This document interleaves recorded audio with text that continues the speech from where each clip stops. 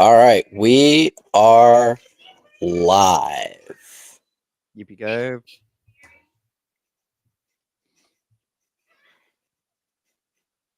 Oh, apparently, that's weird. StreamYard has changed all the stuff.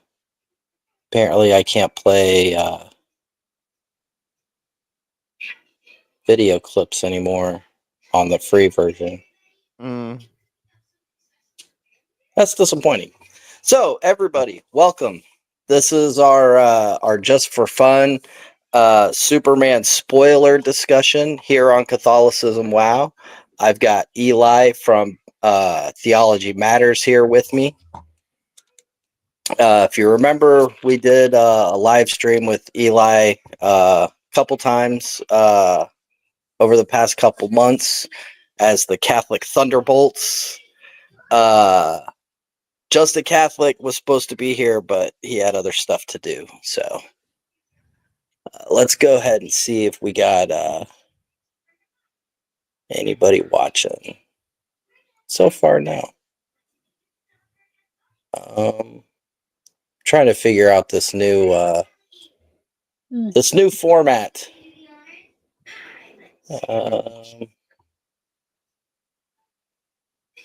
Trying to show those comments that we had.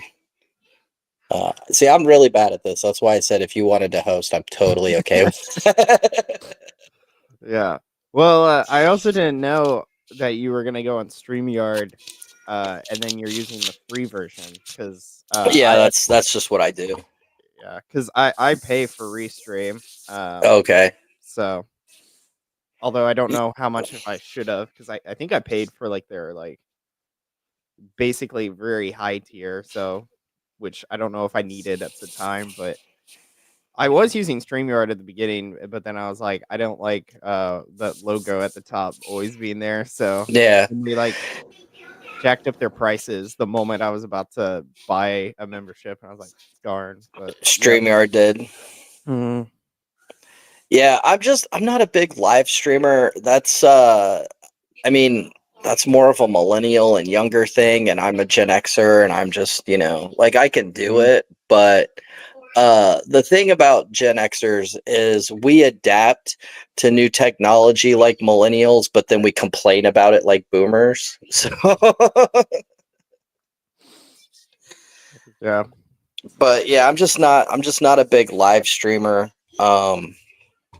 And I don't watch a lot of live streams either. I watch some of them, but sometimes they tend to be long and drawn out and boring, and I just prefer to make my videos where I just get to the point and in and out. And even then, my videos tend to be like an hour long. So Yeah. Yeah. I don't. I was doing that too because I started live streaming finally, like how I wanted to, but it's like some videos take time. So, like I was talking last Tuesday, Thursday about like voting, and it took me like an hour and 40 minutes or something. And it's just like yeah. brave. But I had a lot of charts and math that I did, so that kind of went into it. Well, and I like to edit my videos and make them, nice and professional sounding, and it takes a lot of work. I mean, it would be a lot easier on me if I just live streamed everything. Mhm. But I don't know. I like the pristineness of an actual edited video that doesn't have me umming and awing a bunch. Because I don't script out my videos. I do them extemporaneously. So I'll watch what I'm responding to, and then I'll record my response to it, and then I'll watch like the next clip until I have something to say, and then I'll record my response to that. So there's a lot of ums and stuff that I cut out. So, Yeah. and like, coughing and burping and stuff like that. Mhm. So, but all right, let's get into it. Superman. Mhm. Right. Just right off the bat, what were your raw thoughts on Superman? Well, like when I first, because like I heard James Gunn was going to be leading or directing the new DCU, so I was like, okay, well, he did good in Guardians. Volume 1. Volume 2 kind of sus, and I haven't watched 3, but I know he's somewhat good, so I was like, I'll see what he's doing at least. That was what I said, and so when Superman actually came out, that's what I've seen. Because I don't usually see that much stuff. Usually, I'm like listening to like the Critical Drinker, Nerdrotic to get everything now. But watching the film, it was good, but it wasn't like what good. I think when I was like thinking of a number, I said about 83 to the 87% range of good, which is I think fulfilling like what the critics are saying. But like the movie was good overall. Like I wouldn't complain about it too much. There are some nitpicking here and there, but Well, I saw it twice, and like you, I saw the first Guardians of the Galaxy, and I really enjoyed that movie. mm. And then I saw the second Guardians of the Galaxy, and I just wasn't a fan. It's just not a good movie. And then I went back and tried to rewatch the first Guardians of the Galaxy, and I got bored with it like midway through, and I was like, you know what? I think I just never needed to see these characters again. I think one time with the one movie was good enough for me, and I just never needed to revisit these characters again. And I've also never seen Guardians of the Galaxy 3, although everybody's telling me that it's like, one of the greatest movies, and maybe it is, but Mhm. and maybe at some point I'll watch it. I have Disney Plus, but as far as Superman goes, I was a little worried that and I know people are going to come at me and be like, "You're just a Snyder bro." I'm not. I think the Snyder bros are annoying. I think I do like the stuff that Zack Snyder did. I love the Snyderverse. I love, Batman versus Superman was an amazing movie to me, especially when the Ultimate Edition came out on Blu-ray, because there were some issues that I had with that movie in the theatrical version. But when Zack Snyder put back the 30 minutes Warner Brothers made him cut out of it, like everything falls into place. It's a much better movie. And I like Man of Steel. I like Batman versus Superman. Joss Whedon's Justice League was terrible, but Zack Snyder's Justice League was amazing. Being that it was like a 4.5 hour movie, I was expecting to watch it like maybe part of it today and part of it tomorrow. And I sat through and watched the whole thing in one sitting, and I was like, this is fantastic. So I do love Zack Snyder's work that he did in the DC universe, but I'm not like one of those hashtag restore the Snyderverse guys that are annoying, that you just want to punch them and be like, look, those movies were good. That time is over. Let's see what else is out there. But I also was skeptical that James Gunn was going to be a little too James Gunn. And James Gunn is very silly. I'm not a big fan of Thor Ragnarok. A lot of people thought Thor Ragnarok was the best movie out there. And Bryce Newberger is here. All right. Says, I like Man of Steel and Batman versus Superman, and the Snyder cut of Justice League was great. Obviously, Bryce, we agree. But where was I at? James Gunn. Yes. A lot of people think that Thor Ragnarok was such a great movie, and I'm like, it's not. It's a Saturday morning cartoon, and it's silly, And I am from a time when I got to live through the time when superhero movies became not things that were just for children. I grew up on the Christopher Reeve Superman movies, and even though they are lighthearted, they take the material seriously, right? And I don't think Thor Ragnarok took the material seriously. I think James Gunn has a little of both in this movie. He takes the material somewhat seriously, but then he's also falling back into that James Gunn Guardians of the Galaxy Saturday morning cartoon stuff, Yeah. And a lot of that was I felt was unfortunate. I think I love Superman. I think Superman deserves to be taken seriously and not to be made a joke of. Now, that's not to say I hated the movie. I saw it twice, and I liked it better the second time than I did the first time. Right. So this is definitely a movie that will grow on you the more you watch it. But the first time I saw it, I thought the first half was very disjointed. It didn't feel like a narrative. It felt like stuff was just randomly happening. And it would go from like one scene to another scene with no narrative cohesion between them.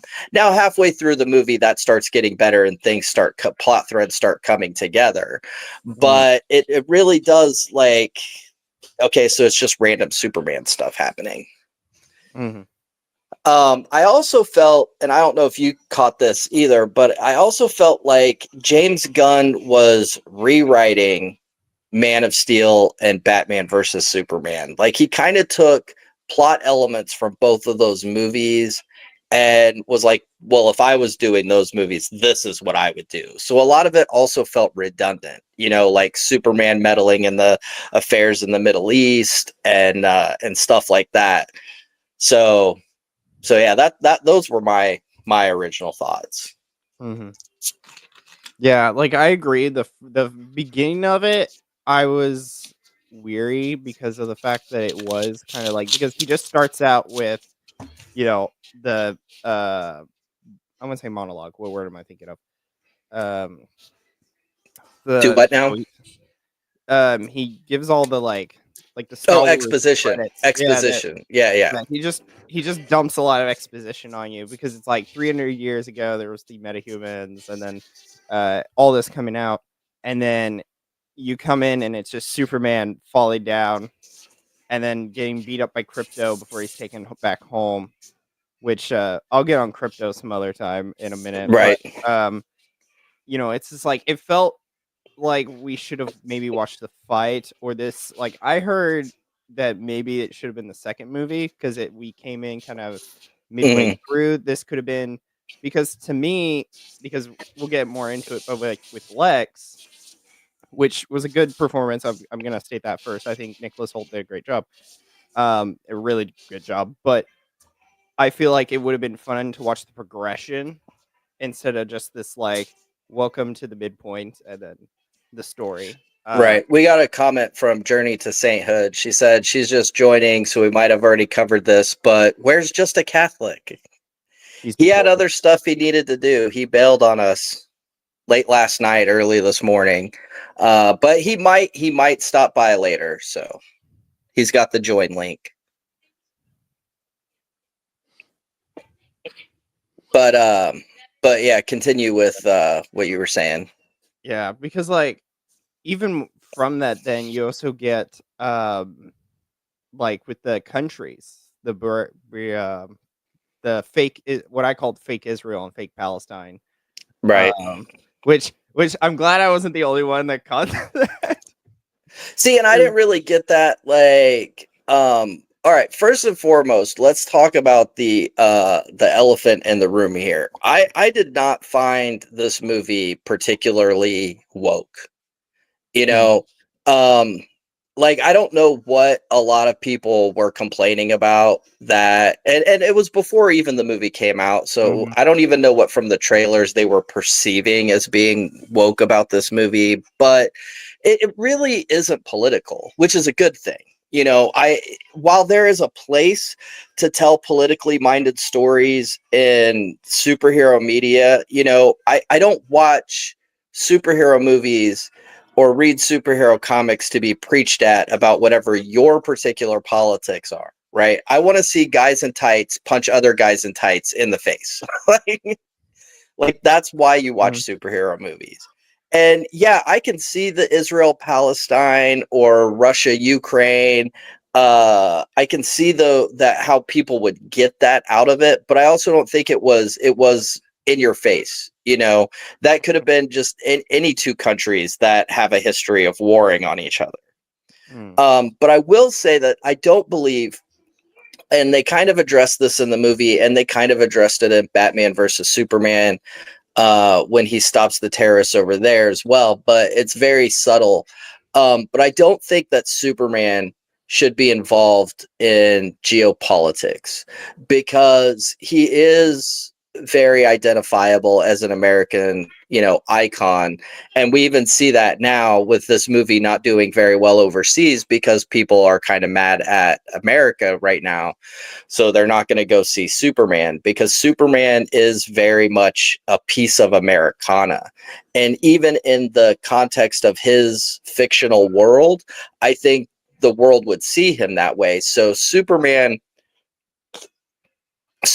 getting involved physically in a war between two foreign countries could be seen as American involvement, or American support for one side over the other. And personally, I think, were Superman a real thing, like, that would be something that would be not the greatest for him to do, because Superman went and meddled in this war, now we've got people flying planes into buildings, and I don't think that's what Superman would want.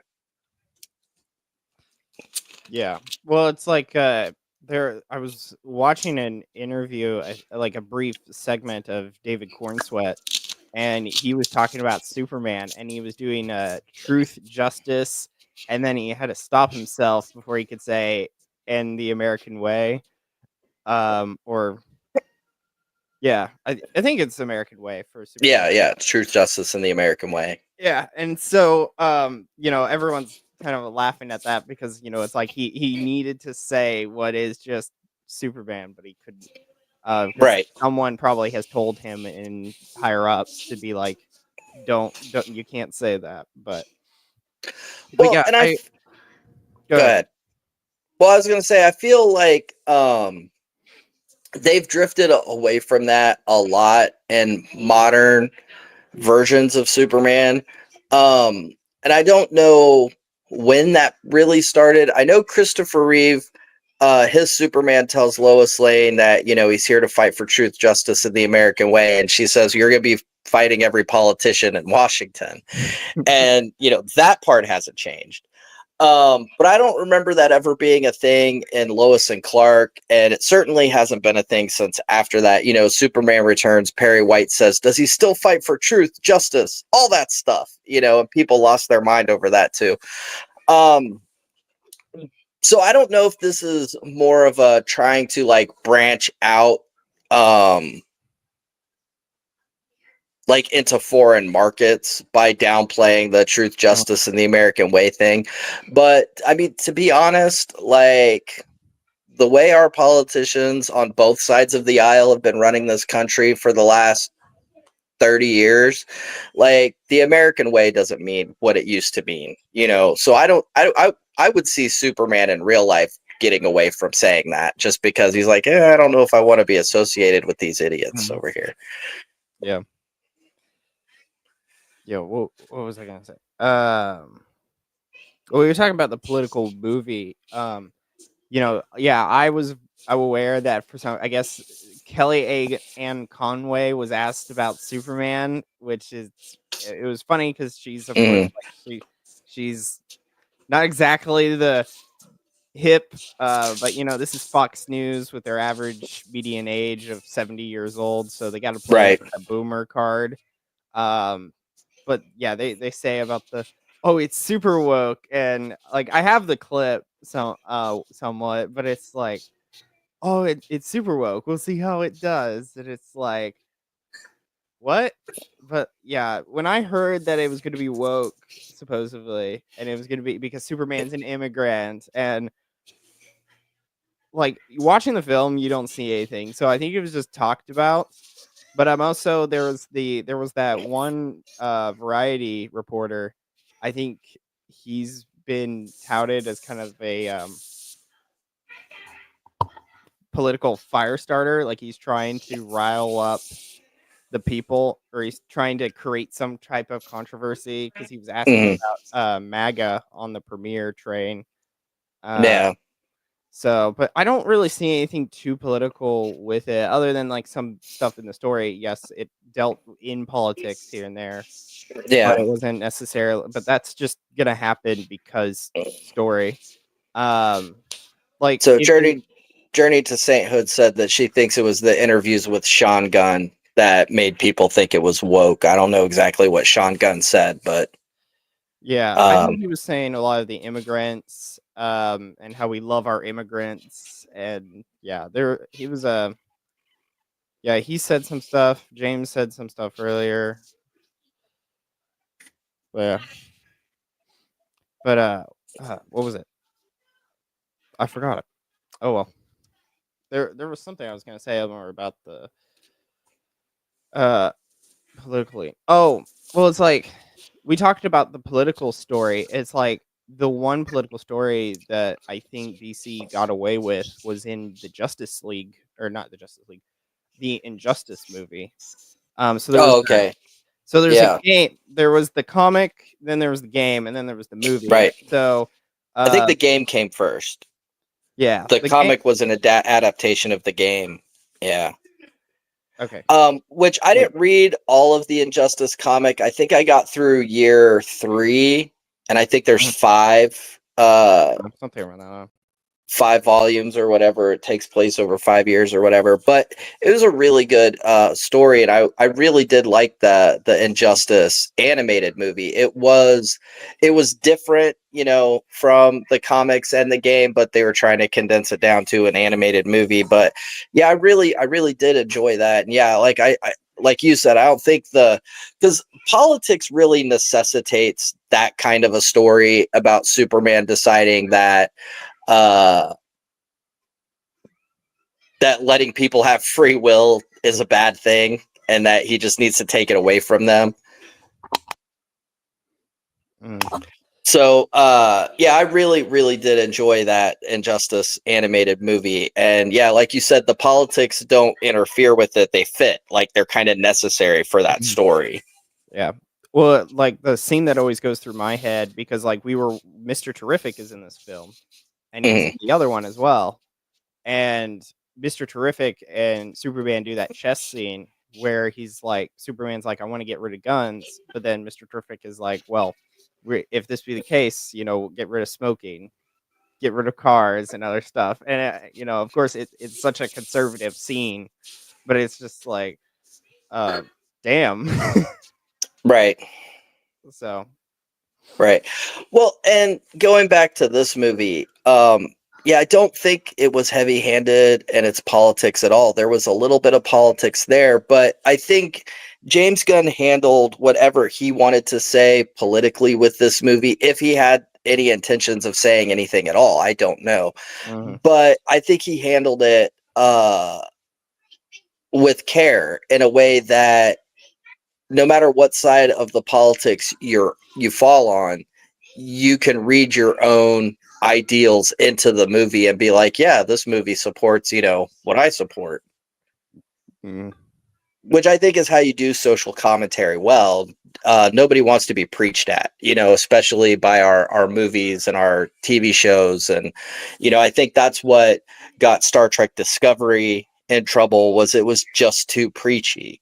And I get as a big Star Trek fan myself, I see a lot of people saying, "Are you stupid? Star Trek's always been woke." Well, no, it's been socially conscious. Socially conscious and woke are not the same thing. mhm. Yeah. Stabby Reads is here. Yeah, but I do agree with Bryce. They killed the Flash in the. I assume he's talking about the movie version, but Yeah, because like they got rid of Green Lantern's arc because he returned to Oa, and then Shazam and uh, went back to wherever because all the magic users. So they got rid of the child, so they didn't have to worry about Superman killing a child. Spoiler alerts about a 10-year-old game, but right. yeah, he kills Shazam, which well, at least in the game version, but I think he does kill him in normal. But yeah, because I think, how does Flash die? Flash dies by Scarecrow's fear toxin, and then he just gets like his head decapitated or something. And then Yeah, the Justice League just leave him afterwards. They're it's searching for Lois, and it's just yeah. like, It's been a while since I've watched that animated movie, but yeah. yeah, it's something like that. I know they did do Flash dirty. But they kind of do Flash dirty a lot, and a lot of but there's a lot of really great stories that focus on the Flash. Apparently Bryce said he's a Barry Allen apologist. Me personally, I'm a Wally West guy. Wally West is my Flash, but and I've been kind of hoping that, you know, they would get away from the Barry Allen character. I know that's probably heresy to Bryce, but I think there's only so much you can do with Barry Allen. And we've had Barry Allen in the 90s Flash, and then in the CW Flash, and then kind of in the DCEU, although Ezra Miller really wasn't playing Barry Allen. Like, they called that character Barry Allen, but he's so different from the actual Barry Allen character. He was much more like Wally West, or I'd even call him more close to Bart Allen. Which I might be getting too deep into the Flash iceberg here for some people. So no, he needs to have a black wife that says "We are the Flash." You know? Oh my goodness! You know what? That's something. That's something that Stabby Reed said that that Ezra Miller was just playing himself. That's pretty true. But you know what? So is Ryan Reynolds in Deadpool, and that's perfect. So.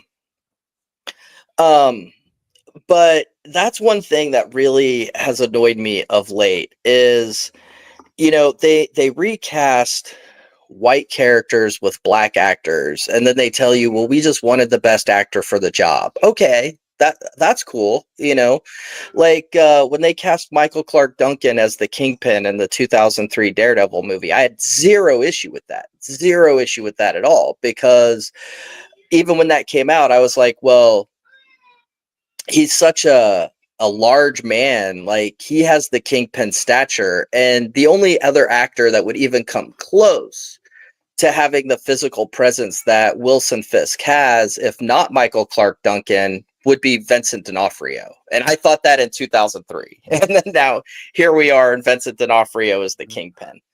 But then you get like, all right, so in the Flash, in the CW Flash TV series, they the producers claimed, Greg Berlanti said that he really wanted Jesse L. Martin from Law and Order to play the Joe West character.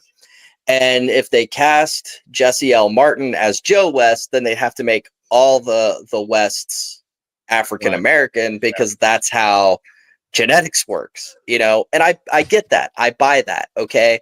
But then you get Kiersey Clemens in the DCEU, and she's black, and then now in the animated movies they're animating Iris Black, and it's like, so I guess she's just black forever now, you know. And they did that to the Martian Manhunter, and now it looks like they're doing that to Perry White too, because I had no problem with Lawrence Fishburne playing Perry White in Man of Steel. No problem at all. But it's like, okay, why is he black in this one now? Is he just black forever?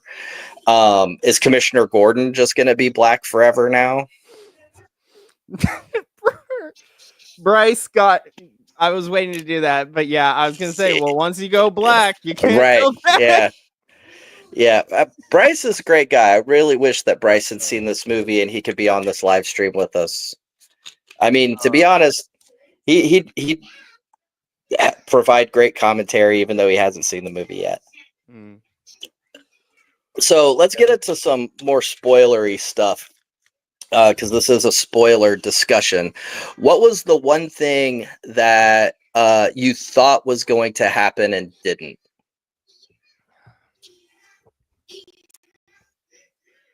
Let's see. Gosh, what happened? He's just like, this movie's so forgettable, I don't even remember what happened in it. Well, I'll go with mine. I'll go with mine. So, there was all this buzz going up into the movie, like, who is Ultraman? You know, and a lot of people were saying that it was going to be a Superman clone. A lot of people were saying it was going to be Bizarro. A lot of people were saying that it was going to be like actually Ultraman from another Earth. And And it turns out it was a Superman clone, and it was a bit of Bizarro as well.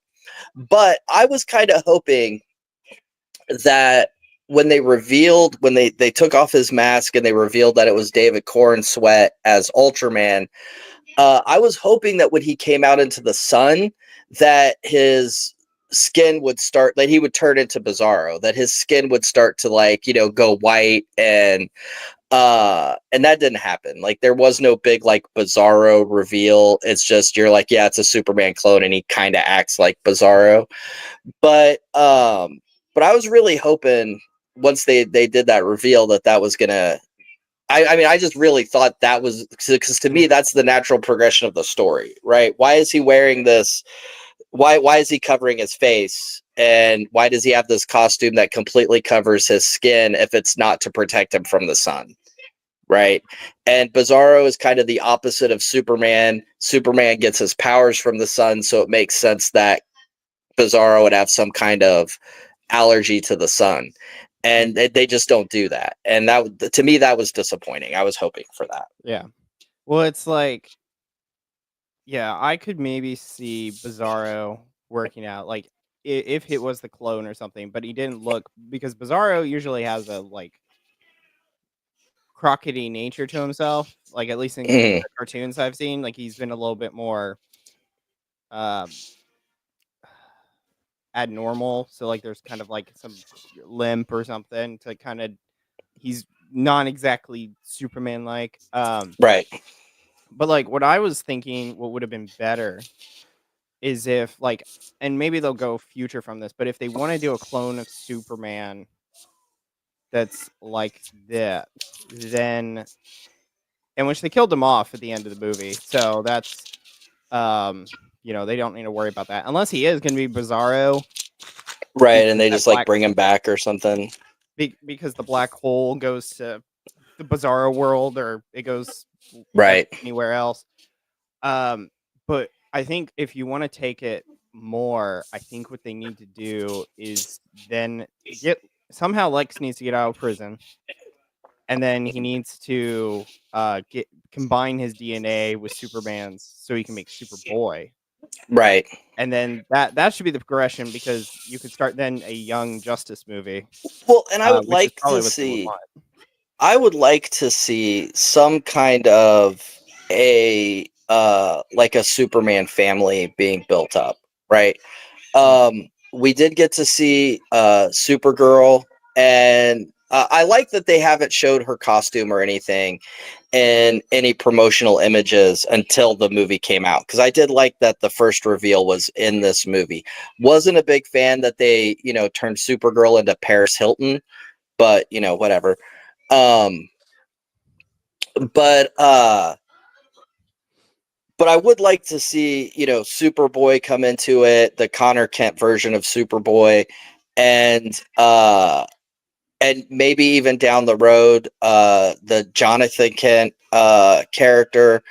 But I would like to, because I know that James Gunn is wanting to do that with Batman and bring in, Robin and Batgirl and, like, all the Batman family characters. I'd like to see them do that with Superman too, because we don't get to see those characters very well or very much. And when we do see them, they're often not done very well, So I didn't have a problem with Superboy in the Titans show.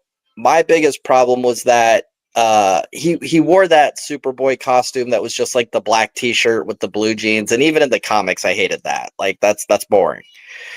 I really liked his the Superboy costume when he first appeared in the early 90s, with the leather jacket with the S on the back and everything. So I'd like to see them go, and they've gotten him back to that in the comics. So I'd like to see them go more with that kind of a look, which they did do in Superman and Lois with Bizarro Superboy. So that was interesting. Mm-hmm. So what overall, what did you think? Well, you said that Nicholas Hoult was great casting, and I agree. I think Nicholas Hoult is one of the highlights of that movie. However, I think that all the casting was great. Like, I didn't have a problem with any of the characters or the way they were played. Like in Superman Returns, right? I thought Lois Lane was insufferable. Kate Bosworth was terrible as that character. She was insufferable. She was, you know, a whole lot of bad female names I could say about her. And then I thought Jimmy Olsen was like, you just wanted to slap him through that whole movie. Like, he just was so ultra annoying in that movie. And I just, apart from Brandon Routh, there wasn't a lot in that, and Kevin Spacey, but there wasn't a lot in that cast that you're just like, yeah, these are these characters, right? But in Superman, I felt they were in place, you know, even Jimmy Olsen being kind of a ladies' man. You know, I thought that was a great characterization of that character, and I didn't feel like, you know, like pimping Jimmy Olsen was a disservice to his character, right? But yeah, I loved all of the characters. I thought David Corenswet did a great job as Superman. He does a great job embodying that character. My biggest problem with this movie was in the script. It was in the writing and the pacing and the quippiness, which there was quippy is okay sometimes, especially for Superman, but I feel like they went overboard. Like James Gunn was doing James Gunn, and I was hoping he would pull that back a little bit. But I did feel that Nicholas Hoult had some Michael Rosenbaum vibes as Lex Luthor, which I really appreciated, because I think Michael Rosenbaum is probably my favorite Lex Luthor of all time. So not sure if you have any thoughts about that. Or Yeah, well, it's like the ending monologue he gives was like, yeah, very much like the only Lex that I've really seen. Like I once watched The Man of Steel, so I'm somewhat familiar with Jesse Eisenberg's. yeah, well, he is Batman versus but, Superman. He wasn't in Man of Steel, but yeah. Well, yeah, he was though. That's one, but the other one would be the Justice League Unlimited, and then I guess Young Justice. But in like Justice League Unlimited, there's the, you know, Lex runs for president specifically just to piss off Superman, which is like the total point in their relationship, because, you know, Superman comes in and he's this guy, he's the new guy on the street, and Lex doesn't appreciate that because, you know, he didn't earn it per se. And so you kind of see Lex as kind of the envy of Superman. And so that's why I say the ending monologue he gives before he shouts 1A consistently for 20 seconds was really good, because that like encompassed a lot. But this is why I also say, like, another movie would have been good to watch Lex maybe like progress towards the envy. So like maybe he was talking with some guy and then Superman did something, so then he got like shut off the news feed, and so then you just watch him staring into what Superman's doing and watching that no one cares about him, and then from there it's like, I hate Superman, and then he goes in to try and kill him. Well, and especially with I had a thought and it just went right away.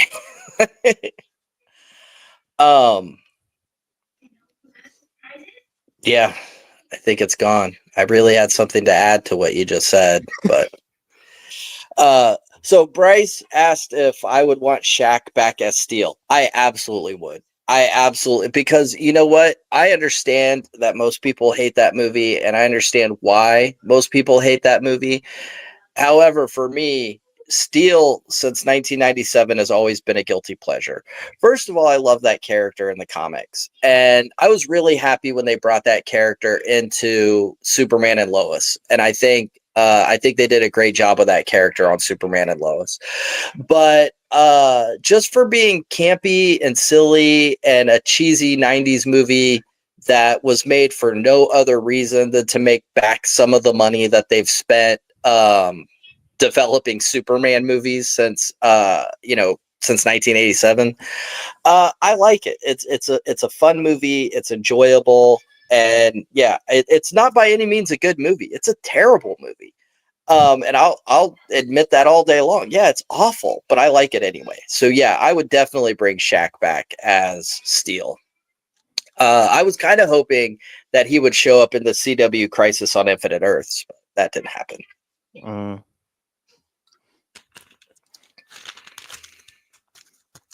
So, what? Go ahead. What you did? You know what you did get in Crisis of Infinite Earths? What's that? Batwoman. Yes. I hate the bat embargo.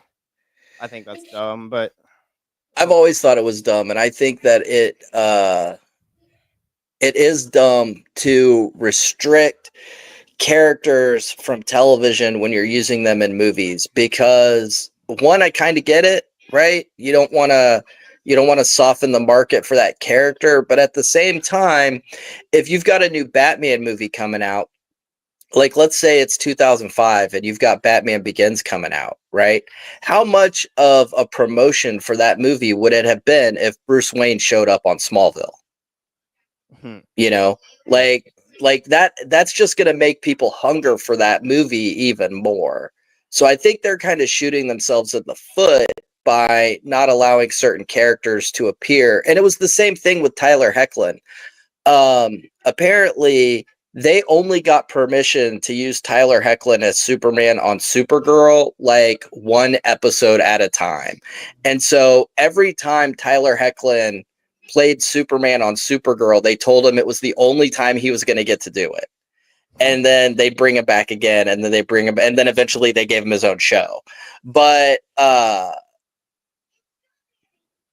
yeah, like even with Supergirl, like they were very sketchy about wanting to let Superman appear on that show at all. And you need to have Superman on Supergirl, like, because then otherwise, especially in the first season, like they keep name dropping him like every other episode, and that's going to get real tiresome if you don't actually show him. Yeah. You know. Well, and then when he did show up, the CW took over for season 2, and so then they brought him in. But then they brought him in specifically so in the final episode, Supergirl could beat his ass and be all girl power, and it's like, yay. Yeah, I wasn't a big fan of how they handled Superman on Supergirl, just because John Campea likes to use a pro wrestling term when talking about how they treated Superman on Supergirl. They said that they made Superman a jobber for Supergirl. And, a jobber in professional wrestling is that guy that doesn't have the flashy costume. He's wearing just like maybe like some black trunks, and, he comes in just to get his ass beat by whoever the superstar is that he's wrestling. Like whenever they have like John Cena wrestling some random unknown, that's just to make John Cena look good. And that's kind of what they did to Superman. They used him just to make Supergirl look good. And you don't treat Superman that way, And I love Tyler Hoechlin's portrayal of that character. I love the way he looks as that character. But yeah, I was really dissatisfied with the way, and they keep bringing it up, like there's I think it's the end of the Elseworlds crossover. Superman is talking to Supergirl about taking Lois and going off to a Kryptonian colony, Argo City, to get married and have a baby. And she's like, but you can't leave. The world needs you. And he's like, Kara, the world doesn't need Superman as long as they have Supergirl. And it's like, come on, that's silly. Stop it. There's going to be 1 week where she's not going to be available. She'll be drowning in chocolates, That's when all the villains are going to strike. Right. Yeah. Brainiac, Mongol, and Darkseid. In what order do you think they should be brought in? Well, I think Brainiac should be the next villain. I think they've been sleeping on that character for far too long. And again, he's another character, except for the TV show Krypton, which wasn't a good show, but Brainiac was a great character in that show. Except for Krypton, they don't do Brainiac very well. In Supergirl, they had like a female Brainiac called Indigo. That was kind of Brainiac-ish, but not. And then they bring in Brainiac 5 from the Legion of Superheroes later on that show. And in Smallville, they had Brainiac, but again, he was very different from the character in the comics. And I think that Warner Brothers has been sleeping on this Brainiac character for so long that that's what every Superman fan wants to see in a film, is they want to see Brainiac done right, either as a green alien from Kolu or as a Kryptonian AI, something. But they need to do Brainiac as a main villain in a Superman movie. And they've been talking about it. The producers of Superman 3 originally wanted Brainiac to be the villain in that movie. And they were going to put Supergirl in that movie, and it just was all too expensive. So they had to water it down to basically the garbage movie that they made. But yeah, Brainiac definitely needs to be first. Darkseid, I think, is a good like Thanos type threat to set up for a future Justice League movie later on down the road. I really loved Darkseid in the Zack Snyder cut of Justice League. I thought that I was really disappointed that we didn't get Justice League Part 2, because I wanted to see where they were going with Darkseid as a character.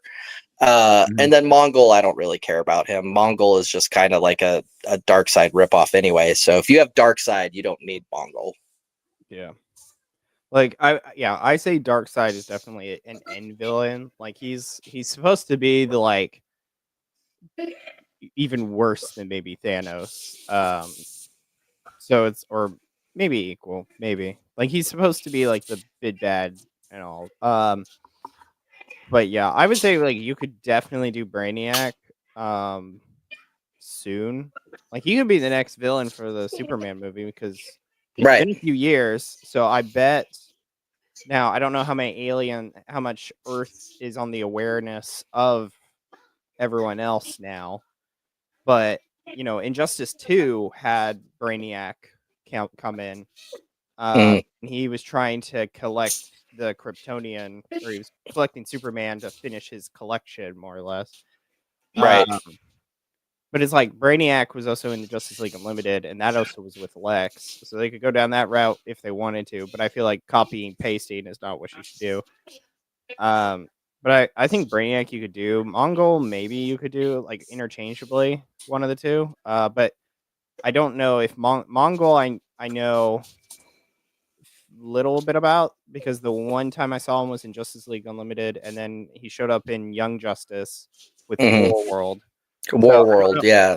So I don't know if that's actually his, or they've said it's his, because there's some because in Arrow, Deathstroke is technically a Batman villain, but because Arrow was Batman for the CW, he was given over. But I disagree with that whole Deathstroke is a Batman villain thing. Deathstroke was a Teen Titans villain first and foremost.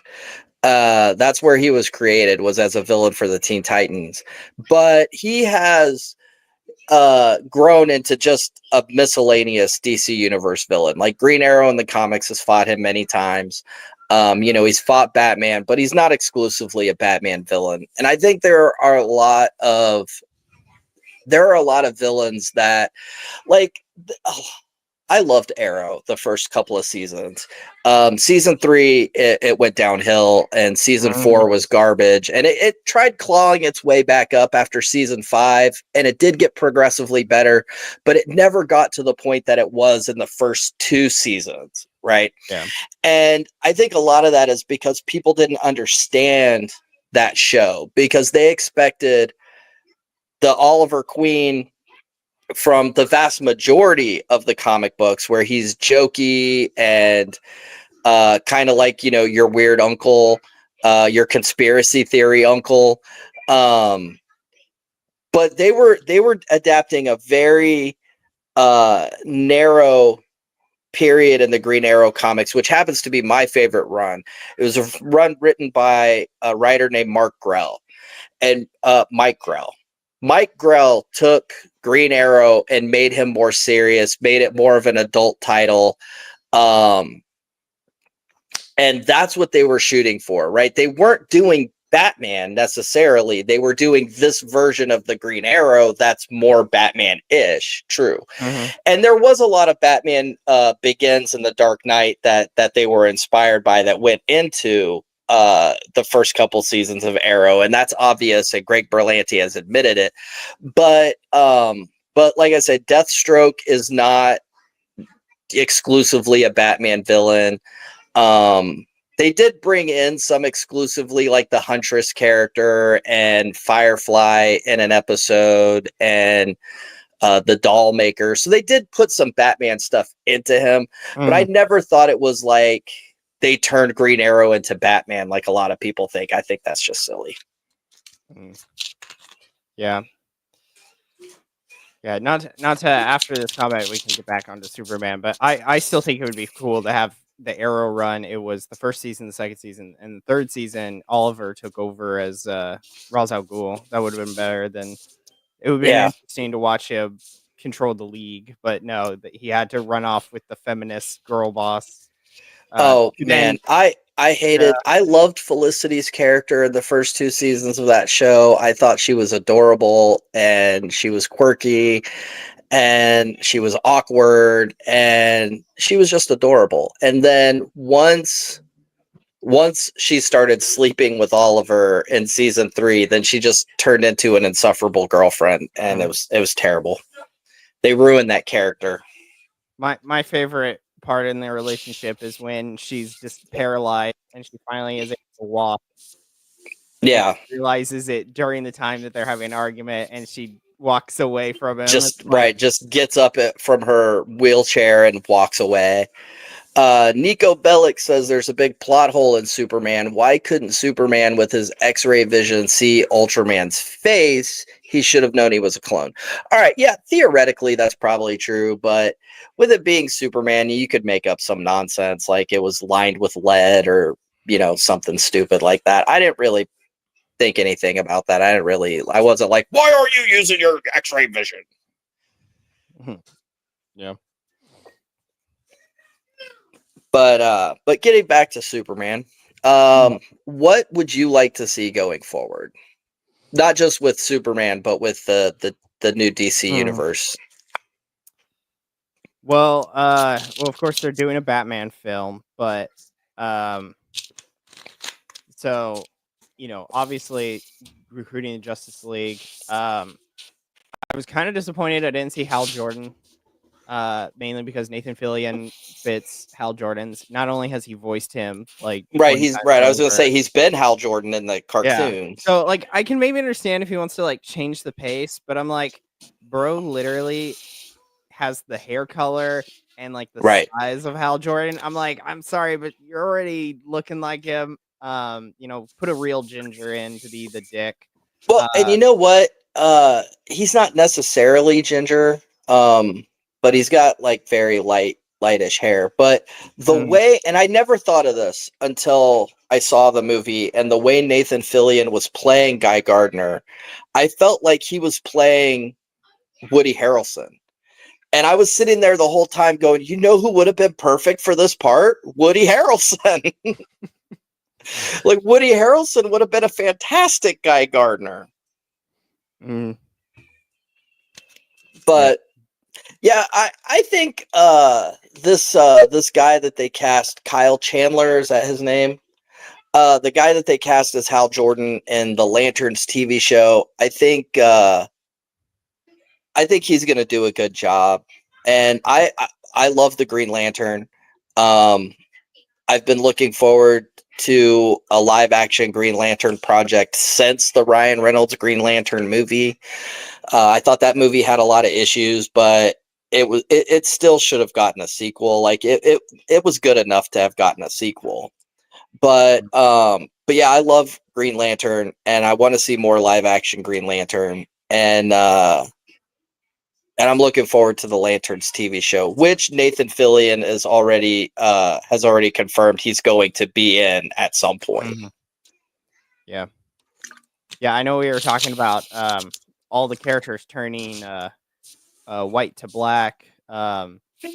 Except for Jimmy Olsen, he can get out of it. He was black in Supergirl, but right.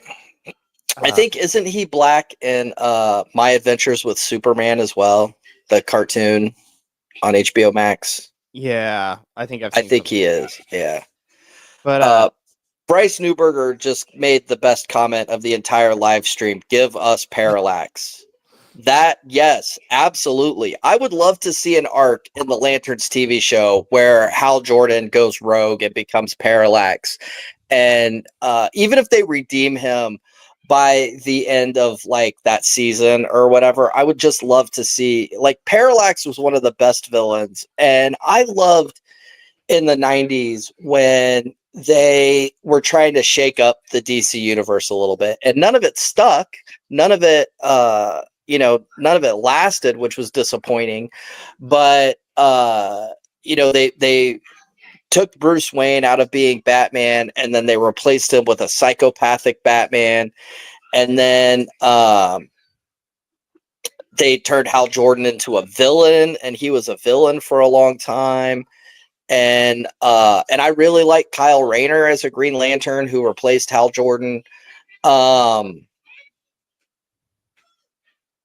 They replaced Barry Allen with Wally West as the Flash, who was a completely different version of that character. And I liked a lot of that stuff that they did in the 90s, and I'd like to see some of those 90s storylines come back up. So yeah, absolutely. Absolutely, the Parallax storyline I'd love to see. The War of Light, which is the war between all the different color lantern cores. I definitely love to see that. I know they're almost certainly going to do the Sinestro Corps in the Lanterns TV show, so we'll see how that goes. Yeah, but to kind of reiterate my point though, when I was talking to, because we were bashing on the darker skinned brethren, but right. I will say my Green Lantern. I'm not racist. My Green Lantern is black. John Stewart. Yeah. Yeah. John Stewart. Yeah. I'm not racist. I have a black friend. Yeah.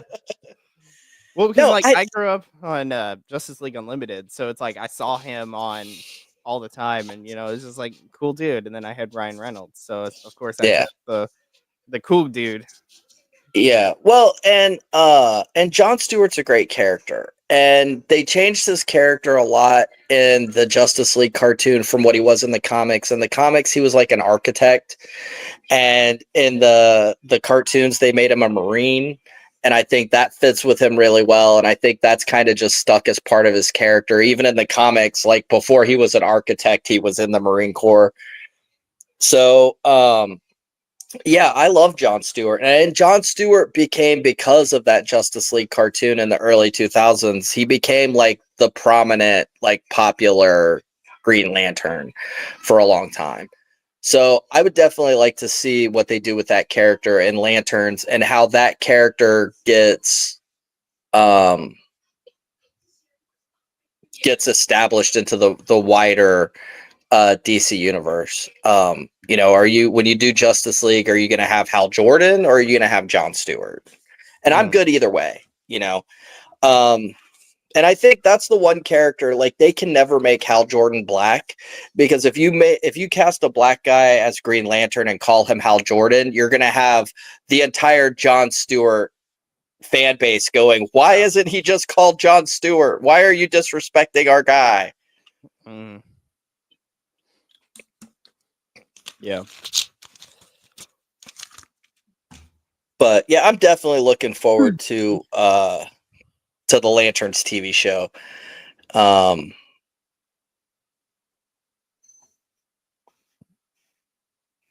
Bryce Newberger bringing the Green Lantern mythology.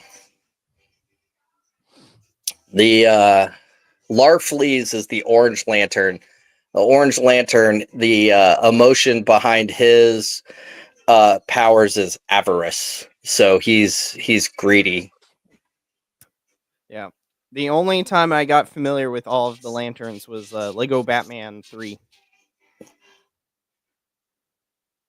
I am not I haven't seen any of the Lego Batmans. My kids love all those movies. They have all the Lego, even the direct to video Lego Superman and Lego Flash and Lego Aquaman and all that, but I haven't watched any of those. But the Green Lantern animated series that they did several years ago, which I think is on HBO Max. I know it was at one point.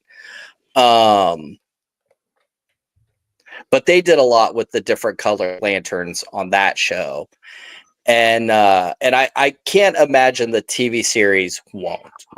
Mm-hmm.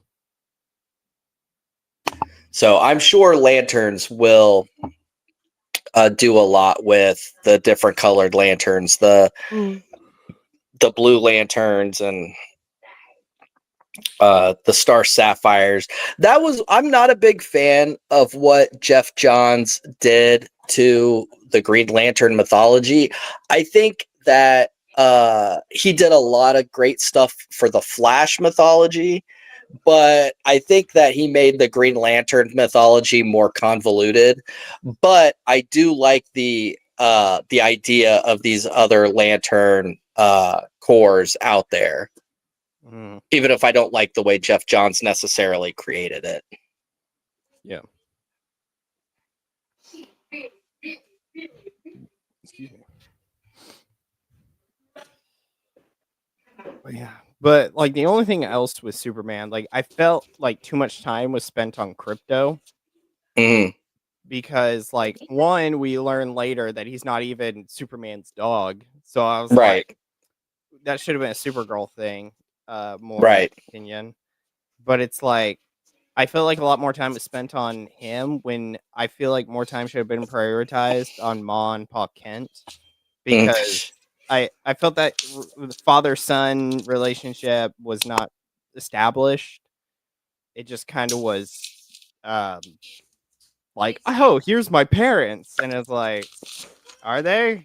Because we don't really see anything other than one phone call with his mom being a boomer and having the speakerphone problems. So yeah, I didn't really like the characterization of his parents. First of all, I felt like they made them too stereotypical, like farmerish, like to where they bordered on being hillbillies. And it's like these people are from Kansas. They're not from Alabama.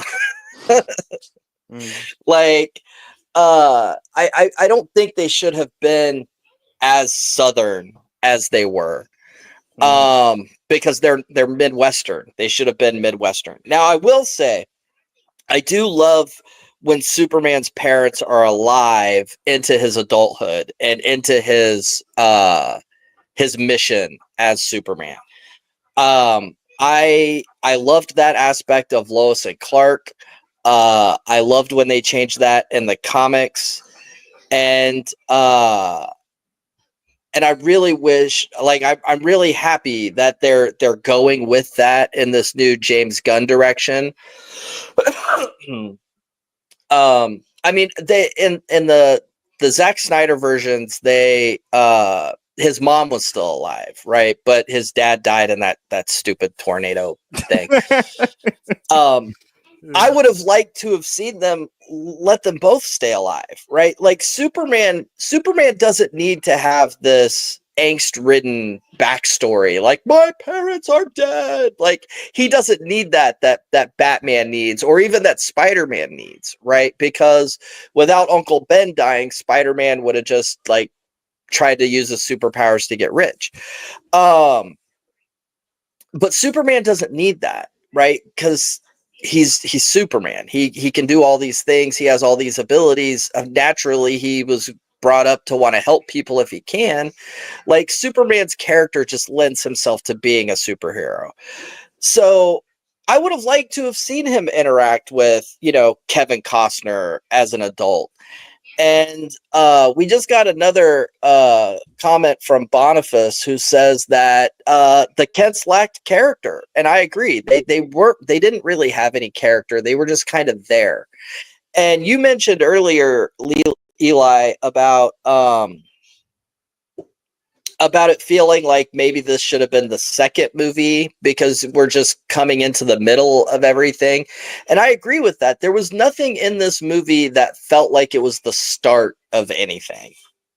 Right? It just could have been any random, like if you go to Lois and Clark season 3 and just click on a random episode, it could have been this Superman story.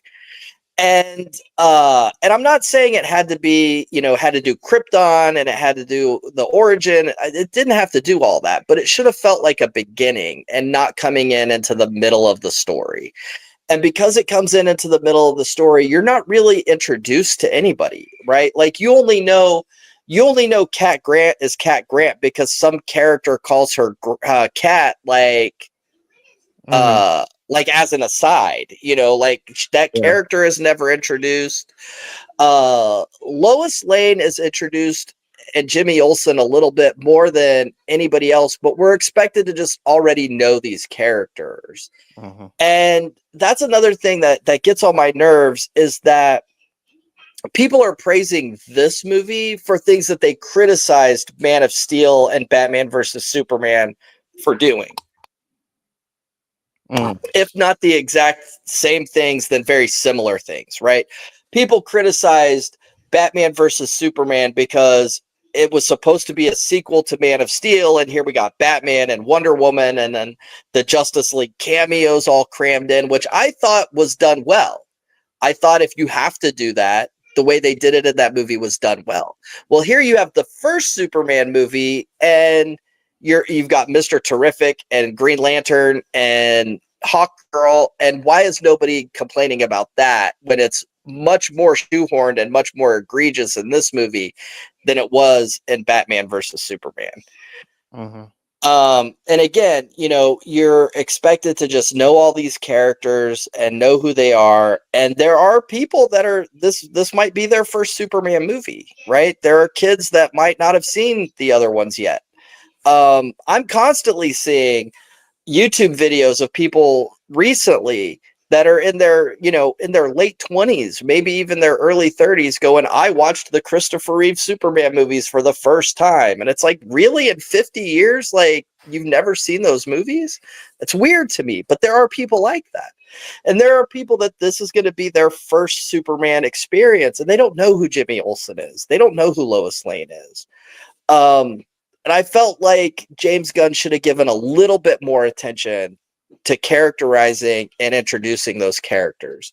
And it's the same thing with the Kents, right? Like you said, he just comes in and says, oh yeah, these are my parents. And then you're just like, okay, this is the first time Lois Lane is meeting them, right? The audience could have met them with Lois, but we didn't. Well, we did meet them like Lois. We had no idea who they were. Right. But yeah, because at the very end, because I think this was just dumb after, because at the very end, because we have the whole message thing, right? With like, we play the message, it soothes him, says the robots. And right. It was Jor-El who Jor-El for later, but then he put on the Kents, and we see all these scenes that they definitely had to get actors for it all. So this isn't like they just conjured up random stuff, but they had the scenes of, here's my childhood, and it's like, why wasn't that in the movie? So that way it's like we actually build a rapport with the parents, but instead it's like, they're in their 3 scenes: the like phone call scene, he gets back and they kind of put him in bed and they're kind of like huddled around him, and then his dad's scene, and that's practically all that he's in. Right. So it's like we didn't actually have any time with them. They were just there to like pause and then resume fighting. Right. So Well, and you get to know, and Man of Steel shows Krypton, right? But Man of Steel doesn't really show him growing up a lot, except in flashbacks, right? Because his ship is sent here from Krypton, and then it fast forwards to him working on that oil rig as an adult, right? But you get to see glimpses of his childhood through flashbacks, right? But you get to know who his parents are, his mom and his dad, even though his dad gets killed off. You get to know those characters, right? And so in Justice League, when he has that vision of his dad before he, when they bring him back from the dead and he's out on the farm, like you feel something there, right? Because you got to know his dad, and so that heart-to-heart talk means something. And I don't feel like the heart-to-heart talk that his dad had with him really carried all that much weight in this movie. Hang on a second, I'll be right back. Entertain the masses. What does he expect me to do? There's no stripper pole in here. No, I'm joking. Let me look through the comments real brief. But while he's doing that, I'm going to shoehorn my stuff. So hi, I'm Theology Matters. For those of you that are catching in, I go by Eli. I'm from Oklahoma, and I run a YouTube channel called Theology Matters. Go fig. So, yeah, I cover a bunch of politics usually, and gaming. Although I've been building a PC for reasons. Let's see. Oath. Whoa. I'm from Tulsa. Whoa, Bryce. Claremore. Wow, we're near each other. We don't feel entertained. What am I supposed to do? Hold on. Hot take. This movie needed to come in with an established universe to set the tone for all other directors. I don't know about that. Are you reading the comments? Yeah. Yeah, I don't know that I agree with that either. I think like what they did with the DCU, okay? Zack Snyder kind of set a tone, and Zack Snyder was in on the casting of Wonder Woman and Aquaman and The Flash and all that. But Aquaman did its own thing and had its own feel, right? And the same thing with Wonder Woman, it had its own feel. Like the directors brought what they wanted to bring to those movies, and it fit in with the tone that Zack Snyder created. So I don't think that James Gunn necessarily had to set a blueprint. I think James Gunn had to lay a foundation, and everybody else needs to kind of play in that foundation. But you can do Batman can be darker and grittier. It doesn't have to be this. It doesn't have to feel the same as this movie, have the same tone as this movie. Yeah, I like how though you talked about Wonder Woman. I saw someone do a review for Superman, and it was "Call me Gal Gadot for how I don't know how to act right now," and I was like, "Damn." I think people give her too much crap. I think she was a great Wonder Woman. I think Wonder Woman 84 was terrible, but that wasn't her fault. I think the first Wonder Woman was fantastic. Yeah. Well, because she had Steve to play off, but she had Steve in Wonder Woman 84 too. It was just weird.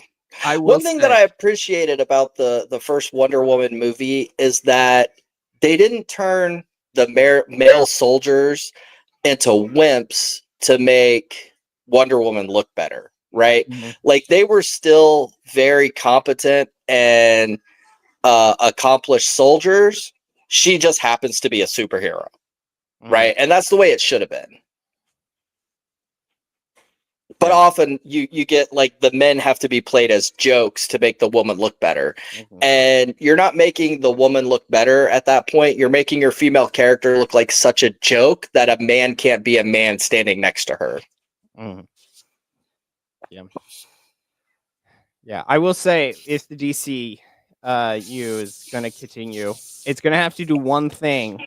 Speaking of Wonder Woman, the one thing that they'll never do, but I desperately would love, as a guy who watched Justice League Unlimited, who desperately needs Wonder Bat. Wonder Bat should totally exist. Oh, are you talking about from the Dark Knight's Metal? What are you talking about? So there's the ship of Wonder Woman and Batman coming together, and I just find that so nice. Oh, you're talking about the Batman and Wonder Woman romance. Yeah. Yeah, they did that a little bit. Like they leaned into that a little bit in Justice League. But yeah, I would like to, that was something that was very interesting that came out of the cartoon, the Justice League cartoon. And see, like Wonder Woman and Superman would never be a thing, right? Maybe after Lois Lane is long dead, because Superman isn't immortal like Wonder Woman is, but he lives probably a very long time. I don't think, like, I think pairing, like in the New 52, making Superman and Wonder Woman a romantic pairing misses the core of who Superman is as a character, right? Because Superman at his core is Clark Kent, right? Like that's who he grew up being. That's his personality. That's who he is.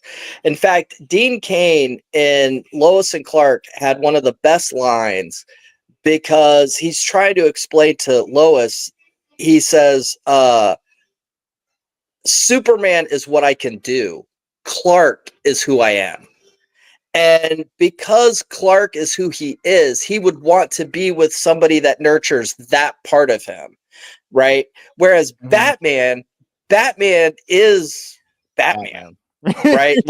Like Bruce Wayne is a fictional character that Batman made up. Yeah. Right? The real Bruce Wayne died in that alley with his parents. Yeah. And so Batman wouldn't have any time for Earth women, right? For mortal women. He wouldn't have any use for them. He would want to be with somebody like Wonder Woman.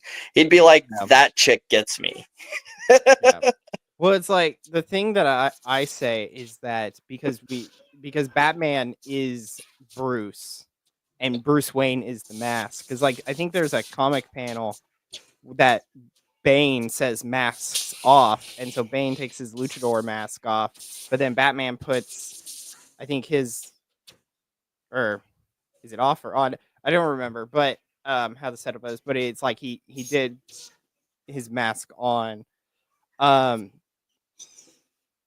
But oh yeah, because that symbolizes him taking his mask off is by putting the Batman face on, because that's his real face. Yeah. And so but what I always say is that like because Bruce Wayne died, but you can kind of see like Diana is able to revive Bruce little by little. And so from that I'm like, save Bruce, Diana. Bring our boy back, because since 11 or so he's been Batman, give or take, right? And it's like save the little kid to come back, but whether or not they'll do that is still subjective. And that's the only Bruce Wayne that really exists, is the part of him that's still a child, when his parents were still alive. There's an episode of the animated series from the 90s called Beware the Gray Ghost. And it's about crimes that are being committed based on episodes of an old superhero TV show that Bruce Wayne used to watch with his dad when he was a kid. And it's great because they use Adam West as the voice of the actor that used to play the Gray Ghost in that TV show. But you get to see parts of Batman when he's talking about that show and the impact it had on his childhood and how he used to love watching it with his dad. Like, you get to see rare glimpses of the man underneath all of the trauma. And you're right. I think that's something that Wonder Woman taps into for him. But I don't think, some random supermodel that Bruce Wayne is hooking up with could ever do that. Wonder Woman just gets him on that level. And I don't think she would get Superman on that Clark Kent level. Superman he needs Lois Lane. Like, that's the only person he could ever fall in love with would be Lois Lane. Yeah. And I agree with Bryce that Superman and Wonder Woman is probably one of the worst power couples in comics. It was a terrible idea. They never should have done that. But.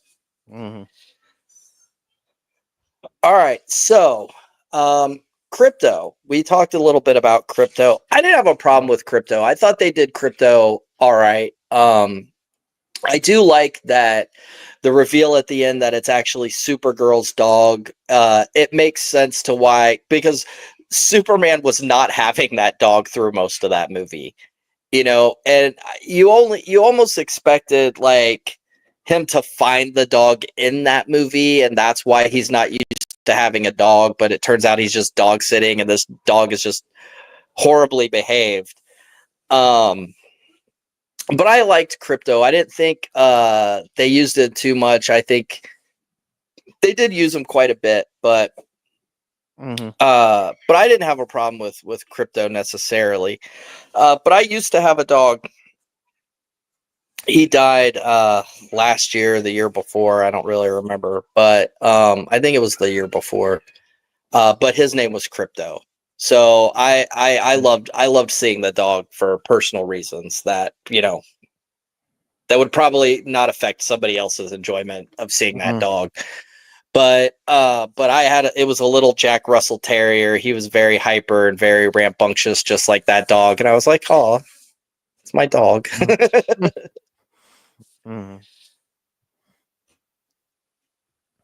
Boniface says he was surprised at how they handled Crypto. It worked somehow. I agree. I think Crypto worked. And I think revealing him as being Supergirl's dog at the end was a good choice. I'm curious if we're going to see Crypto in the Supergirl movie, because part of me wonders if Supergirl and Superman take place at the same time. So when she gets, back to the Fortress of Solitude at the end of Superman, if that's maybe like the end of her movie also. But we'll see that next year. I think releasing 2 Superman related movies in a row as the first 2 installments in this new universe is kind of bold. So we'll see how that works. Yeah. I did appreciate, because James Gunn is obviously a huge comic book fan, I did appreciate the little comic book things that he put into this. Like, if you've ever read All-Star Superman, like, that influence is very prominent in this movie. His knowledge of the Superman mythos and stuff like really shines through in this movie, as it does with all of his movies. My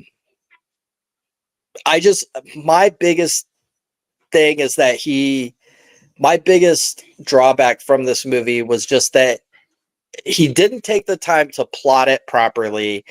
And I feel like that's a failing in James Gunn's writing for superhero movies in general. Is it's just a comic book. No, it doesn't have to make sense. Well, no, James Gunn, it does have to make sense. And the first half of the movie kind of doesn't. And then, he couldn't for me, it was just a little too jokey. I would have pulled back on that a little bit and made it a little more serious. And to be honest, Superman is kind of a wuss in this movie, right? Like Superman just keeps getting his ass handed to him over and over and over again. He gets his butt kicked at the beginning. Like the first time you meet him is that scene in the snow where he's bleeding and he just got his ass beat. And then he's captured by Lex Luthor, and oh gosh, he gets his butt kicked by Bizarro / Ultraman. Like this Superman, for somebody that's been Superman for 3 years already, it's like, have you never like come into contact with anything even remotely as strong as you? Because like he just seemed like such a wimp in this movie a lot of the time. Yeah. Well, I guess that's why in 3 years, it was what, in 3 years, or 3 minutes ago, Superman lost for the first time. So you're telling me in 3 years he never fought, Parasite or Right. who else? Like who else would have some they're like Lex have a bot that he uses for like learning Superman stuff. Right. Like I would assume there would be something that would gosh, what's the villain? What's the kryptonite guy? Metallico. Oh, Metallo. Yeah. He's Yeah. all because like the thing also that I think is funny is because you were talking about Superman being in prison and then Metamorpho makes the kryptonite, but they put that throwaway that there's no more kryptonite.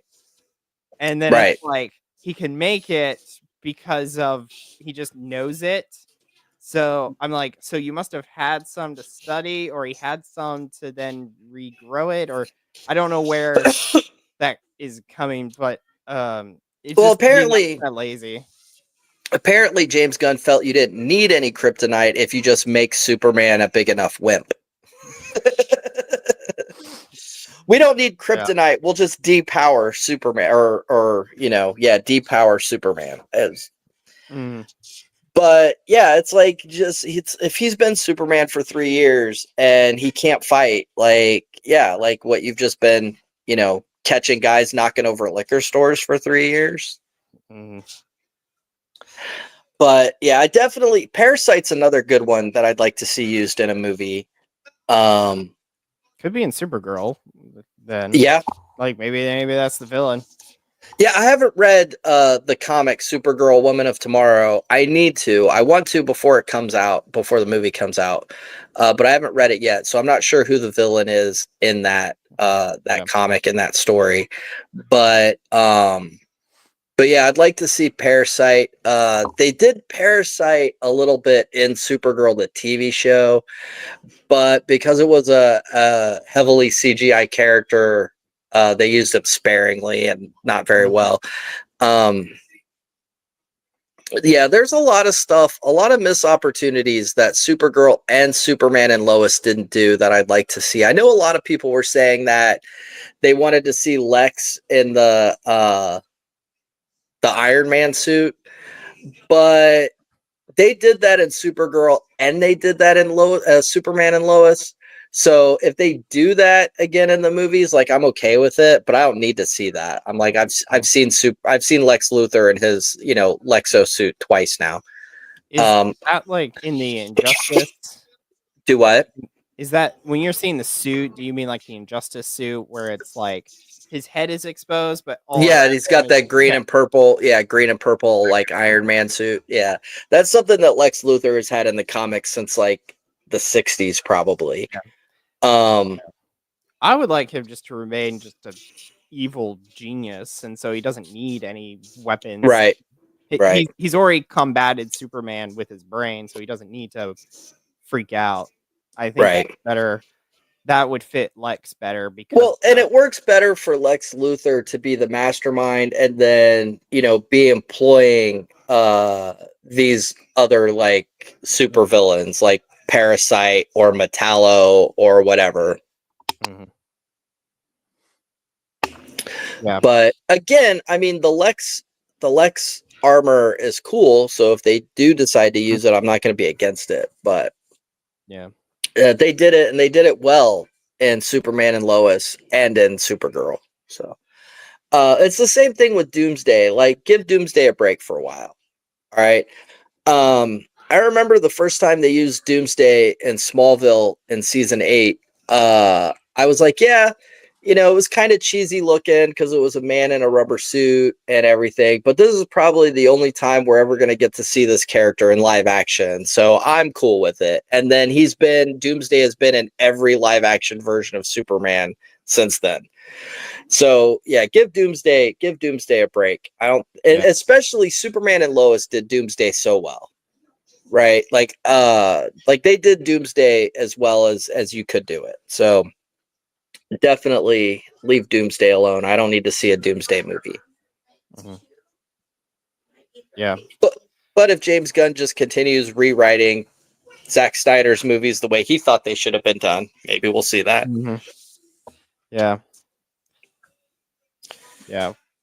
Well, it's like you talk about Doomsday, and so there's in Batman versus Superman, it was Zod became Doomsday, and I think in Superman and Lois, I haven't watched it, but I think it's bizarre. Well, I say Bizarro, but it's another Superman from another world.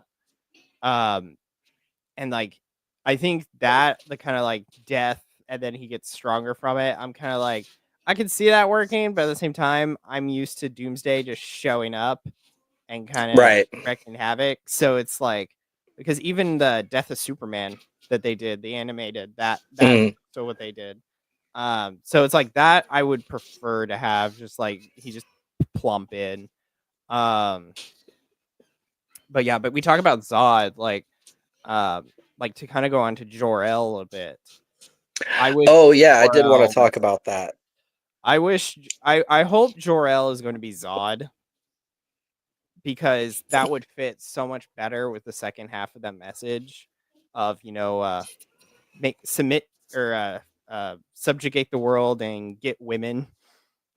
So you think that Bradley Cooper is not really Jor-El at all, but that Zod like snuck a message pretending to be Jor-El, but he's really Zod into I know in the credits he's Jor-El. They write Jor-El. Bradley Cooper is Jor-El, but I'm hoping that he's Jor-El, but it's gonna come out that Jor-El is actually Zod. And okay, that would be interesting. That would be interesting just because I'd like to see Bradley Cooper play General Zod and actually have a fist fight with David Cornsweet. Yeah.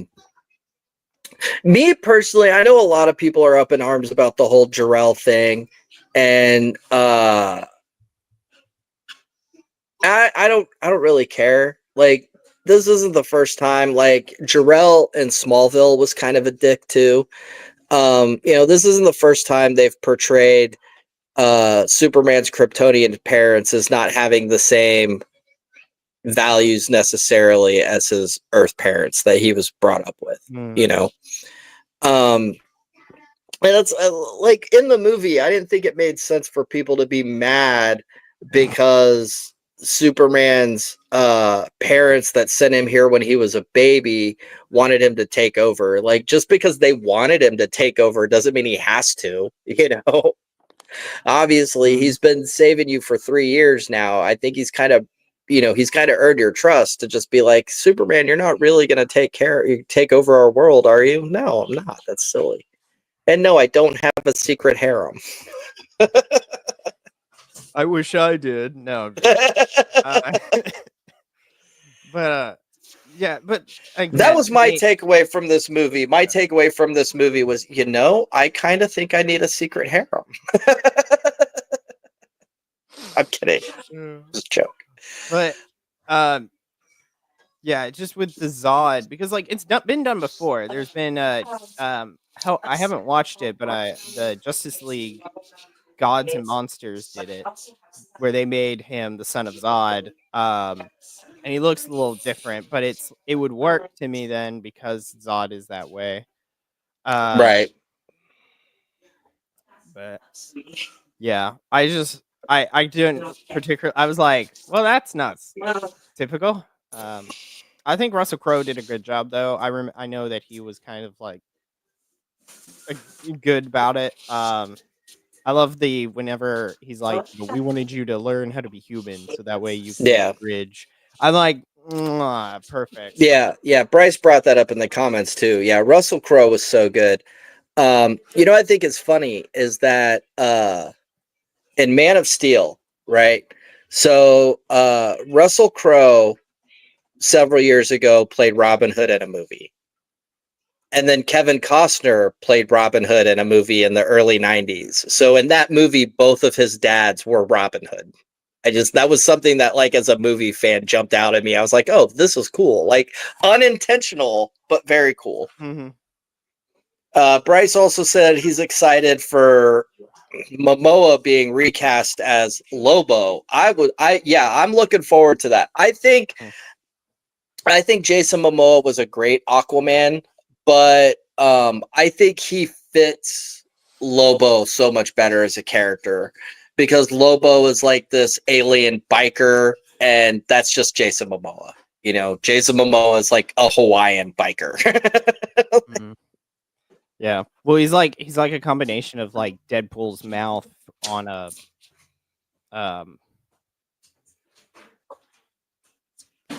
I'm missing the rest. But yeah, he's basically just a biker with a mouth. But he is a bounty hunter. But yeah. Oh, what was I gonna say? What was about the recasting? Oh, Henry Cavill. Because I know all the people were talking about Henry Cavill. Like, I still think it would be cool if they do an Injustice timeline. Is that they bring in the regime Superman to be Henry Cavill, so that way he gets to play it one more time. And that way, but he's the evil one, and then we could include the other version. So, like, we can bring out Ben Affleck and Gal Gadot or something. And I don't know if they're going to do this because the Flash movie was basically a crisis event kind of a movie. So I don't know if they're going to, in the next, 10 years or something, do a Crisis on Infinite Earths, adaptation as a movie instead of as a TV miniseries or instead of as, the Flash movie. I don't know if they're going to do this or not, but if they do, I would imagine Henry Cavill would at least come back for that and be Superman again. But I saw a meme that was very interesting. Apparently, when Henry Cavill was first cast in Man of Steel, apparently he said that he never saw himself playing Superman, that he saw himself more as a Batman type. And so I saw a meme on Facebook earlier today that had an AI image of Henry Cavill as Bruce Wayne with the bat symbol in the background and saying, that James Gunn should cast Henry Cavill as the new Batman in The Brave and the Bold. And I don't know that I'm necessarily pushing for that, but if that happened, I would not be disappointed. Mm-hmm. I think he could pull off Batman as well as he pulled off Superman. Mm-hmm. Go on. I got a kid coming around to give the cat a treat. She was trying really hard not to get in the way.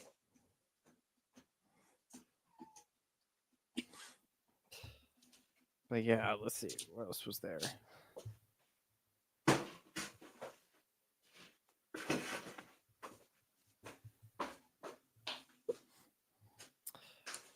But yeah, with the hello. But yeah, other than that, I also thought the warring countries, because like we're told that it came in to help one of the other countries, or fake Palestine. He was going in to help because fake Israel was about to attack. But Right. To me, we were told that, and then we were kind of told some like, oh well, he stopped, this genocidal dictator or whatever. But it's like we didn't see any of that. Like, even like at the very end with the border, it's like, oh yes, they've got tanks and all this military, and then the people have their pitchforks.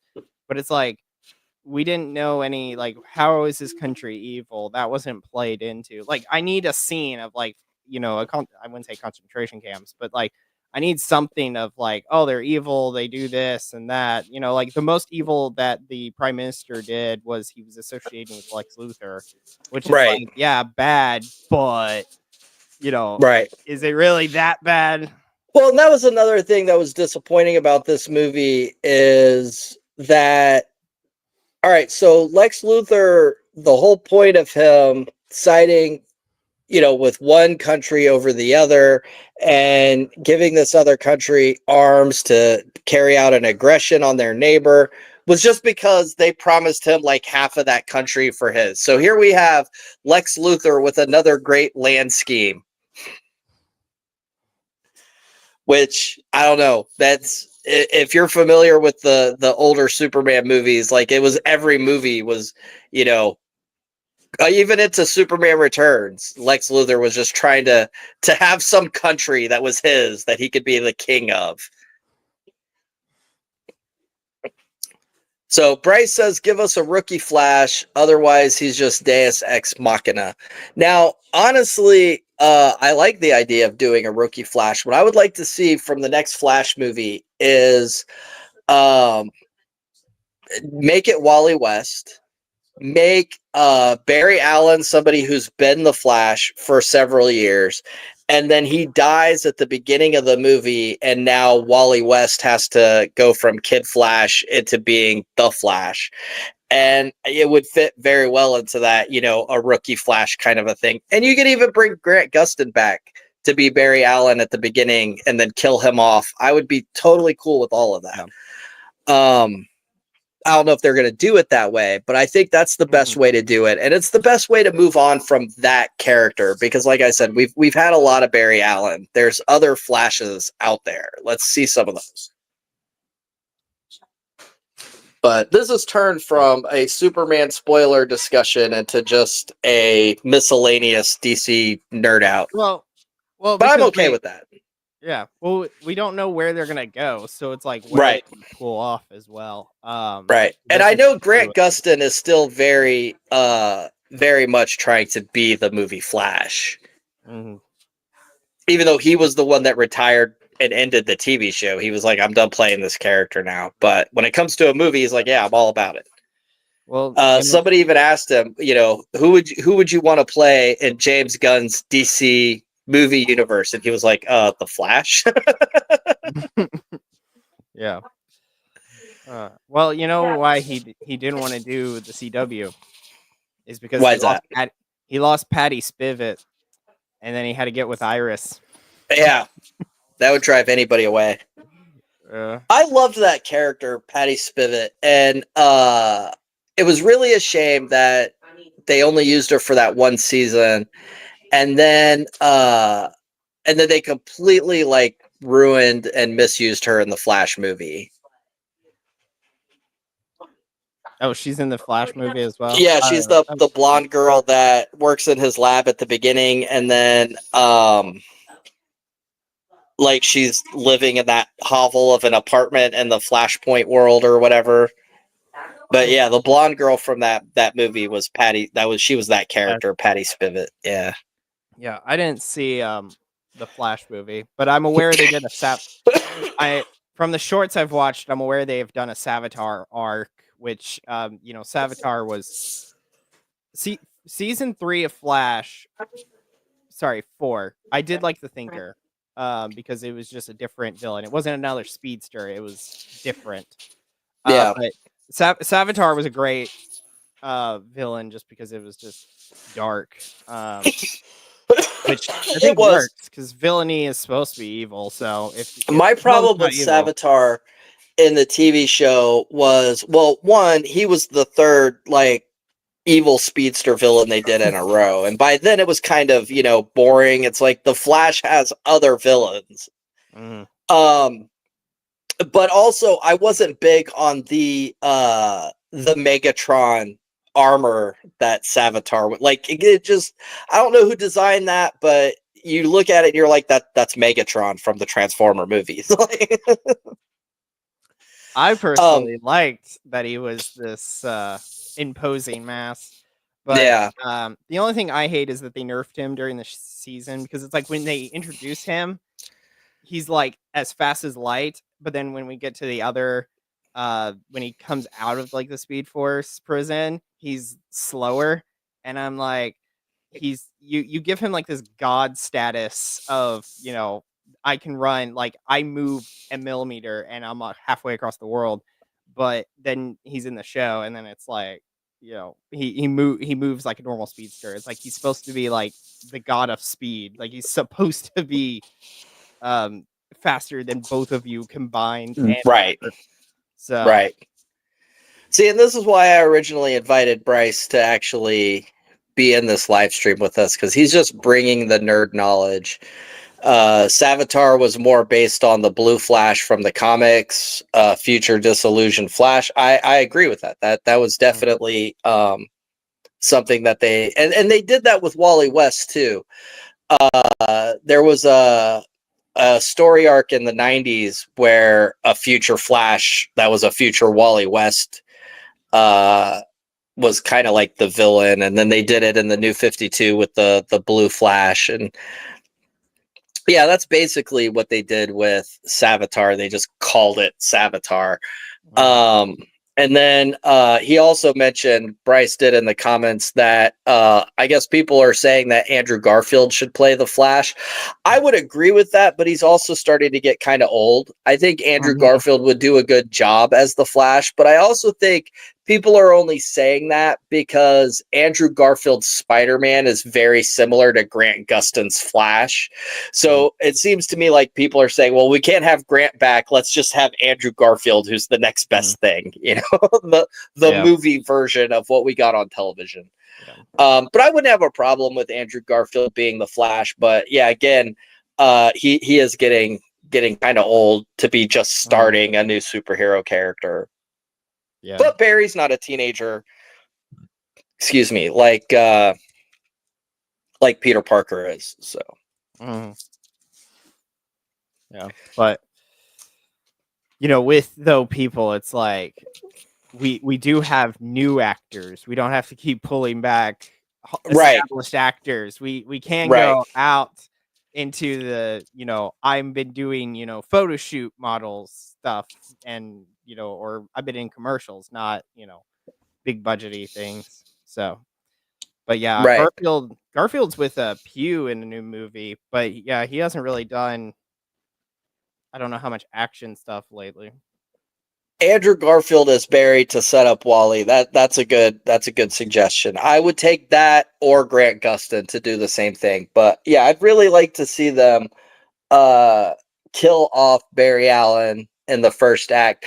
Kind of like what they do with Miles Morales in Into the Spider-Verse, right? I think doing a Flash movie like that would work very well. And hopefully we get Beyond the Spider-Verse pretty soon, because those movies were so good, and I need some closure on the Spider-Verse trilogy. Yeah. Well, it's like with the Flash movie, it's like then the story becomes, does Wally West compete with the Flash? Ooh. So what you could do, I guess, then is you could have Barry die, and so you have the problem of Wally West trying to equal Barry, and so that's kind of his internal struggle. And then the external struggle is Savitar, and it's a disillusion. It is Barry as well, so he has to then fight Barry. So then it's like after he wins that movie, then he knows that he is sufficient to take on. That would be interesting. They did. There was a comic book storyline in the early 90s, mid 90s, somewhere around there, called The Return of Barry Allen. And Barry Allen seemingly comes back from wherever he vanished to in Crisis on Infinite Earths when they killed that character off. And Barry Allen starts to go progressively more psychotic. And then you find out at the end of the story, he's the Reverse Flash that was impersonating Barry Allen. That's a really good story arc. I would love to see a Flash movie that did something like that. You know, maybe start out with the death of the real Barry Allen, and then like he just shows up again as a stranger or whatever, or maybe even leave that for the sequel. But there's a lot they can do with the Flash. There's a lot of potential that the CW show didn't tap into, and it's like that with basically all those characters. Like there are so many things that they can do with all those characters that even though those CW shows had good runs, like there's still so much left undone. I'd love to see a new Green Arrow. I know Charlie Hunnam was a favorite for that for a long time, but he's said he's not interested. But yeah, I'm interested in what characters James Gunn is going to bring into this universe, because so far it seems like he's leaning towards the B and C tier characters. So it'll be interesting to see what this universe has in store for somebody that's not Bat related or Kryptonian related. Yeah. So. All right. Any final thoughts?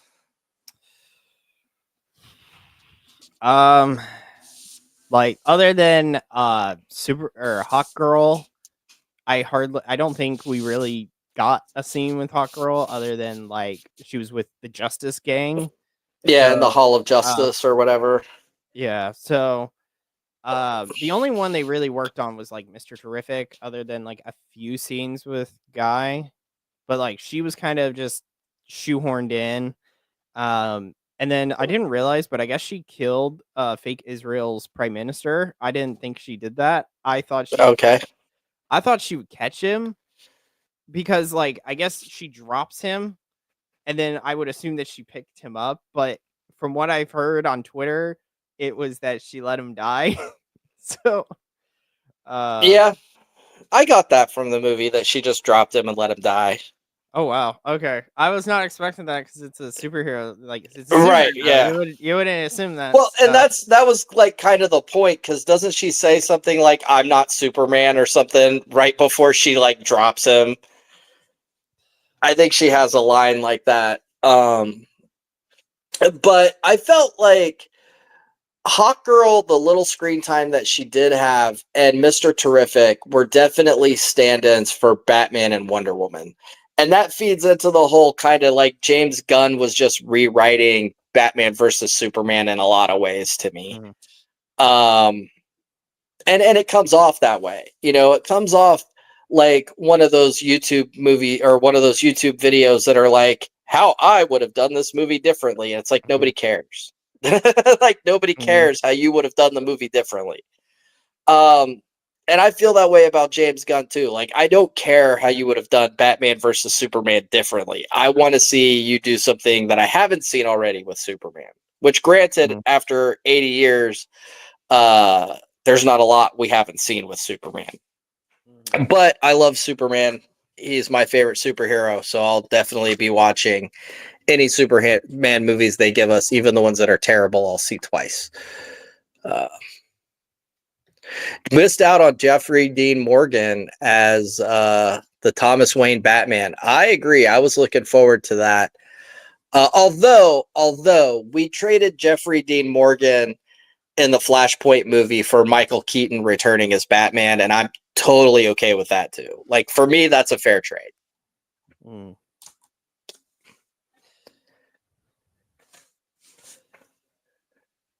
Yeah. But that. So yeah, my final thoughts. I mean, overall, it wasn't awful. I didn't hate it. I was definitely let down by this movie. It was definitely disappointing. Obviously, you know, I've seen it twice. I'll watch it again. I'll buy it when it comes out on Blu-ray because I have no self-control. But you know, it's better than other Superman adaptations. You know, it's better than Superman Returns, which was another Superman movie that had to grow on me. You know, it was very disappointing the first time I saw it. But yeah, I'm very interested in where this new DC movie universe goes moving forward. Mm-hmm. And that interests me more than seeing, the next Superman movie or the next Batman movie. Like, build this universe. Like, let me know where this universe is going. Mm-hmm. And yeah, let's get another really good Justice League movie, preferably one that's not 4 hours long, but I'd be okay with that too. Mm-hmm. Yeah. So, all Well, right, it's like, everybody. What? Go ahead. I was saying, like, with because like Critical Drinker was talking about Josh Whedon recently. Hmm. And it's like, I think Gunn, if he really wanted to do um a Superman movie, then he should have done a Superman movie. But from what Gunn was saying, or from what Drinker was thinking, is Gunn wanted to do a Justice League movie, but he needed to set up people. But because he can't just do Justice League to start off. But I'm like, I think it would have been better. It needs to get your characters and then combine them in a team. So, Well, and I disagree with this idea that you can't just do Justice League to start it off. Sure, you can. I disagreed with this when people were saying it about the Snyderverse, and I still disagree with it mhm. now. The Marvel way is not the only way, right? And to be honest, a lot of Marvel's A-list characters were franchised out to other studios when the MCU started. So they had to tell you who Iron Man is, because most people that aren't comic book nerds didn't know who Iron Man was, right? They had to tell you about Captain America and Thor because they were using the JV squad, for those Avengers. Um, that they Superman and Batman, you don't need a movie setting them up, right? You can start right out of the gate with a Justice League movie, and you already know Superman, you already know Batman, you already know Wonder Woman. After the TV shows, you probably already know the Flash. Like, there's no reason he couldn't have just done Mhm.